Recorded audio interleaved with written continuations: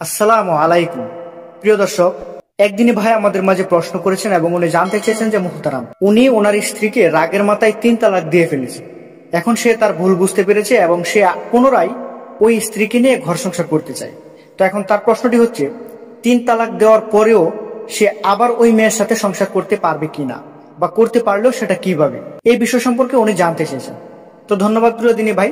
সেই বিষয় সম্পর্কে বলা যায়, দেখুন, আপনি আপনার স্ত্রীকে 3 তালাক দেওয়ার পরেও আপনি তার সাথে সংসার করতে পারবেন, তবে কিছু নিয়ম রয়েছে। যেমন, যদি তালাকি বায়ান মানে হলো স্বামী স্ত্রীর মধ্যে সম্পর্ক সম্পূর্ণ স্বরূপ ছিন্ন হওয়া না হয়ে থাকে, তাহলে ইদ্যত, তালাকের পর নারীদের জন্য নির্দিষ্ট সময়কাল, সাধারণত 3টি ঋতুস্রাব শেষ হওয়ার পর স্বামী চাইলে স্ত্রীকে আবার বিয়ে করতে পারে। তবে যদি তালাকি বায়ান হয়ে থাকে, সেক্ষেত্রে স্ত্রীকে অন্য কোথাও বিয়ে হয়ে এবং সেই বিয়ে যদি স্বামীর সঙ্গে বিচ্ছেদ বা স্বামীর মৃত্যু হয়, তাহলে ইদ্যত পালনের পর প্রথম স্বামী তাকে আবার বিয়ে করতে পারবে। এক্ষেত্রে হালালা, অন্য স্বামীর সাথে বিয়ে এবং তারপর বিচ্ছেদ করার প্রয়োজন নেই। আরো বিস্তারিতভাবে বলতে গেলে বলা যায়, যদি স্বামী স্ত্রীর মধ্যে তালাকি বায়ান না হয়ে থাকে, তবে ইদ্যত 3টি ঋতুস্রাব শেষ হওয়ার পর স্বামী চাইলে স্ত্রীকে পুনরায় বিয়ে করতে পারবে। এক্ষেত্রে নতুন করে বিয়ের প্রস্তাব এবং দেনমোহর ধার্য করতে হবে।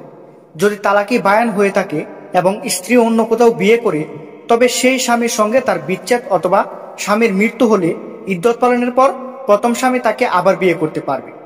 হালালা, তালাকপাত্র স্ত্রীকে অন্য পুরুষের সাথে বিয়ে দেওয়া এবং তারপর বিচ্ছেদ ঘটিয়ে প্রথম স্বামীর কাছে ফিরিয়ে আনা শরীয়ত সম্মত নয় এবং এই প্রথাকে সমর্থন করা হয় না। ইসলামে তালাকপ্রাপ্ত নারীকে বিয়ে করা বা বিধবা নারীকে বিয়ে করা দুটোই সুন্নত এবং এতে কোনো বাধা নেই। সুতরাং তালাকপ্রাপ্ত স্ত্রীকে পুনরায় বিয়ে করার ক্ষেত্রে কিছু নিয়ম রয়েছে যা পালন করতে হবে। তো প্রিয় দর্শক, আশা করছি আপনাদের সবাইকে বোঝাতে পেরেছি।